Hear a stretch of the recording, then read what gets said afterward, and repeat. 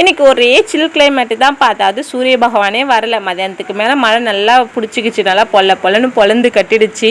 நம்ம இந்த மழை பெஞ்சோன்னா என்ன பண்ணுவோம், நம்ம சும்மா இருந்தாலும் நம்மளுடைய வயிறும் வாயும் சும்மாவே இருக்காது. எதனா ஒன்று சூடாக சாப்பிடணும்னு தோணும். அதுக்காக போண்டா பஜ்ஜெல்லாம் செய்யலை, ஸ்வீட் கார்ன் தான்ப்பா செய்ய போகிறோம். கரண்ட் வேறு ஆஃப் ஆகிடுச்சு. இந்த ஸ்வீட் கார்ன் வாங்கி வச்சுருந்து பல நாட்கள் ஆகிறது, அதாவது இன்றுடன் 7 நாட்கள் ஆகிறது. ஃப்ரிட்ஜிலே இருந்து தான் இன்றைக்கி தான் இதை தட்டி எழுப்பணும். இன்றைக்கி உன்னை சமைச்சு சாப்பிட்டுட வேண்டியதான் அப்படின்னு சொல்லிட்டு உதிரியாக எடுத்து வச்சாச்சு. அதாவது இத்தனை நாளாக இது தெரியாமல் போச்சு எனக்கு. முதல்ல ஸ்வீட் கார்ன் வாங்கினேன்னா இட்லி பாத்திரத்தை தண்ணி வச்சுட்டு முழு கானையும் போட்டு வேக வைப்பேன்.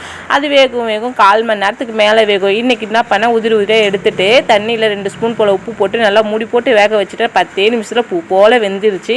வெந்தது இது மாதிரி ஃபில்ட்ரு பண்ணி எடுத்தாச்சு. கடாயில் 1/4 ஸ்பூன் போல் நெய், அதாவது இது பட்டர் தான் சேர்ப்பாங்க, நம்மக்கிட்ட பட்டர் இல்லையா, அதனால் நெய் தான் சேர்த்துக்கிட்டேனே.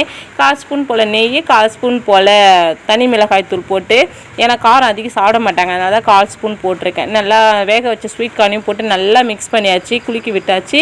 இது கூடவே பச்சையாக வெங்காயம், பச்சை தக்காளி, கொத்தமல்லி, அதாவது அடுப்பு ஆஃப் பண்ணிவிட்டு இதை மாதிரி நல்லா போட்டு இதெல்லாம் போட்டு நல்லா மிக்ஸ் பண்ணியாச்சு. இந்த சாட் மசாலாலாம் பட்டர்லாம் போடுறாங்க, அதெல்லாம் போட்டால் நல்லா தான் இருக்கும். ஆனால் நம்மக்கிட்ட அந்த ஐட்டம் கிடையாது, அதனால் இருக்கிறத வச்சு தான் செஞ்சோமே. அவ்வளோ ஒரு டேஸ்ட்டாக இருந்தது. பார்க்கும்போது இந்த ரோட்டு கடையில் சோளப்பொரி தருவாங்க பார்த்தீங்களா, அது மாதிரி இருந்துச்சு. செய்யும் போது எனக்கு உனக்குன்னு போட்டி வேறு போட்டுக்கினாங்க. அதாவது இதை டேஸ்ட்டு பார்க்குறோம் சொல்லிட்டு அரை கிண்ணத்தை காலி பண்ணியாச்சுப்பா. லாஸ்ட்டாக இந்த ஸ்வீட் கார்ன்லாம் சாப்பிட்டுட்டு ஆளுக்கு ஒரு குச்சை வச்சுன்னு உட்காந்துட்டு, ஏன்னு கேட்டிங்கன்னா பண்டுலாம் போய் மாட்டிக்கிச்சு, இண்டுக்கெல்லாம் போய் மாட்டிக்கிச்சு. அதெல்லாம் நோண்டி எடுத்துகிட்டு கிடந்தோம். நாளைக்கு பார்க்கலாம். Tata, bye bye.